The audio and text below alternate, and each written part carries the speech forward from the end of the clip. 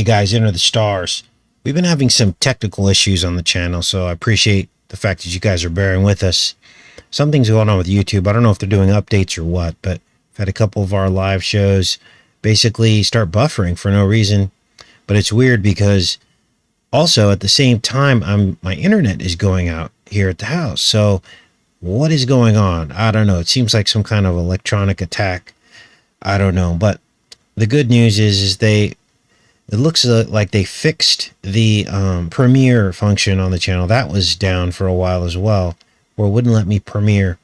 So what I'm going to do is I'm going to do more of these pre-recorded shows, and then I'll premiere them, and then we can all hang out in the chat. Some of you like that presentation better anyway, because even though it's pre-recorded, you get more interaction with me, and we can discuss what we're talking about without the pressure of me producing it live. So I just wanted to let you guys know that and give you an update. So what are we here today to talk about? Well, we're going to talk about GafManistan, we have to call it. And we're going to talk about the resources that the country has. It's actually one of the most resource-rich nations in the entire world. And a lot of people don't know that. We're going to talk about the implications of that on today's show. Then we're going to get into iPetGo 2 and look at a scene that appears to me to be a foreshadowing of events that had not happened yet. So let's look a little at the history of the resources in GafManistan. The British were the first to have interest in mining GafManistan's resources. It says here the British Empire first initiated resource assessments there in the early 19th century as they searched through pioneering exploration and military escapades for countries to dominate as markets and trading partners. Then during the 60s and 70s, the Soviets mapped the resources in GafManistan.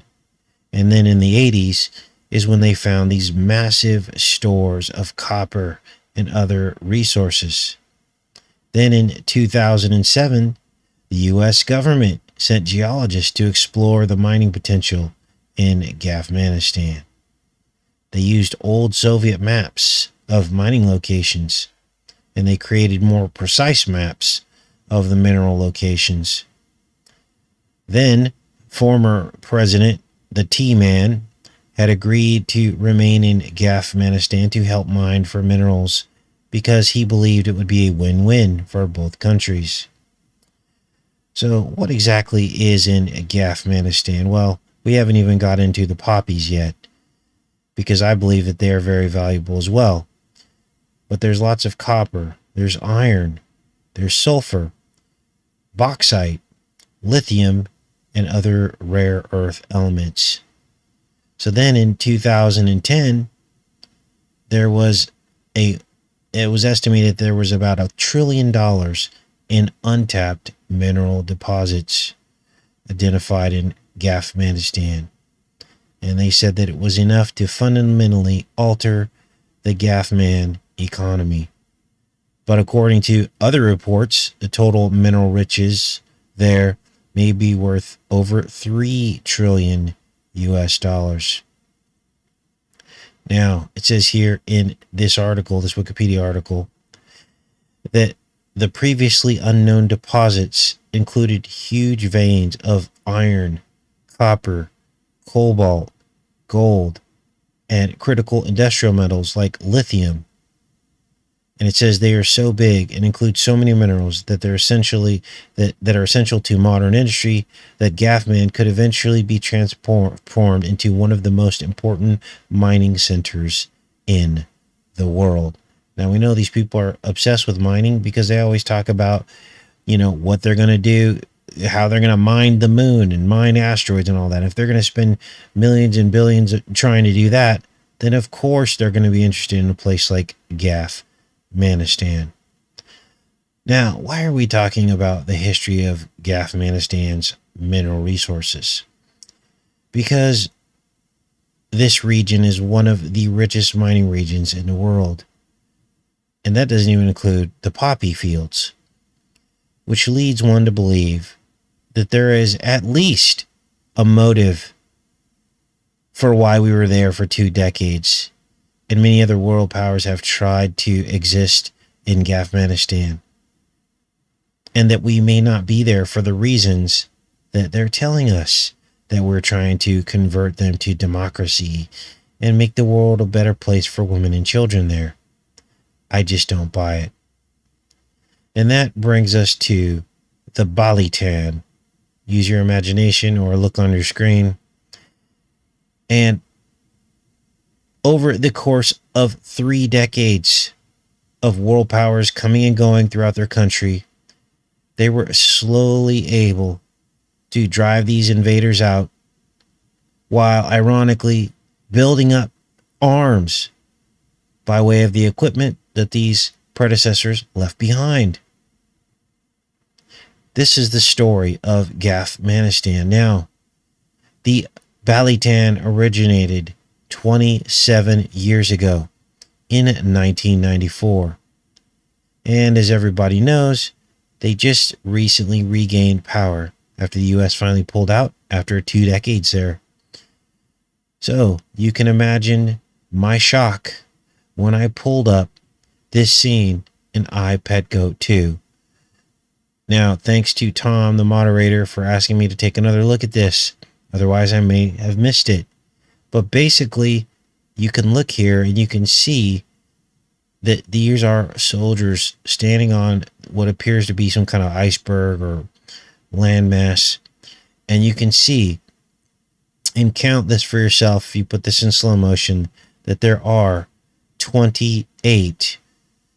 And this front character makes it 29. Well, next year, 2022, will be 28 years after the rise of the Balitan, after their origination. And just like in the scene here, you'll see in a second, there will be a partial eclipse that is visible from GafManistan. Here it is right here. It's October 25th. It goes right over the country, right over GafManistan, October 25th, 2022, 28 years after the origination of the Balitan. And there it is right there. Now let's let this scene play out, because what you'll see here is that the scene plays out at exactly 2 minutes and 22 seconds. Another confirmation of 2022. Let's see here. So you got to basically stop this right on the dime here, so you can see these top soldiers, and the full count is 28. I believe Lynn Baden makes 29. You can count these for yourselves, but this seems to be a prophetic scene. Now, this animation came out in 2012. Now, what is up with this eclipse, this partial eclipse on October 25th, 2022? Well, let's take a look at the scene and let the scene play out.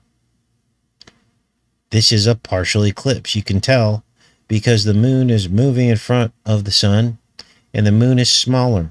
They call this a partial or sometimes an annular eclipse.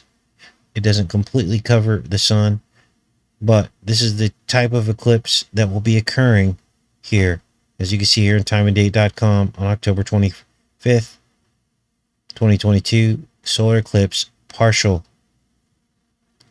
Now, there's more to this,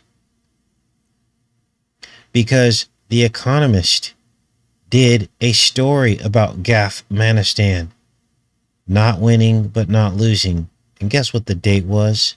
October 25th, but it was in 2007.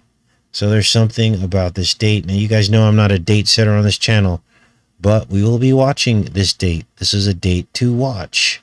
Now, it's a ways off, but isn't all this weird, right? So, what else do we have here? So, let's ask the question, who is this Lynn Baden character with this CIA patch on his shirt here? And black wings, like a demon or something, a fallen angel. We're told that he is dead, right? So who is this figure? Well, he had sons, of course, and some of which have already been taken out by America. But here's one story that aired in 2016. This is Hamza Laden, and shortly after he made threats against the U.S. in some kind of video, within 2 to 3 years, the U.S. claimed that they took him out. I think this is him right here in 2019.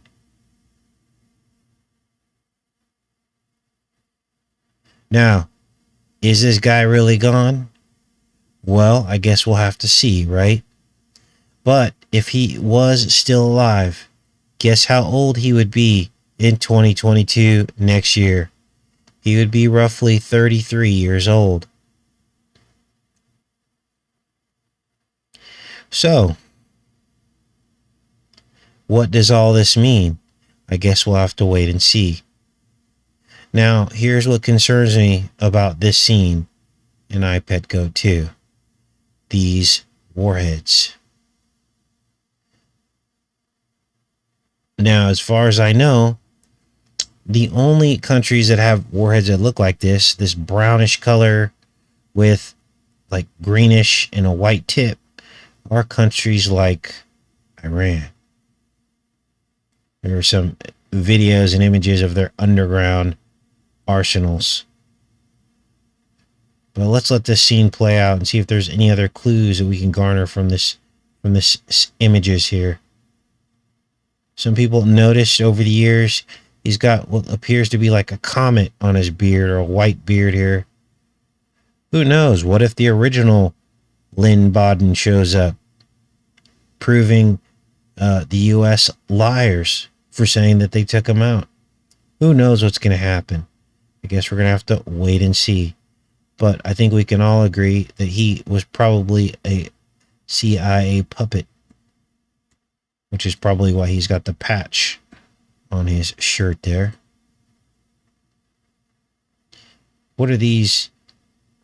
These look like wings here almost, right? Like wings of a dove or something.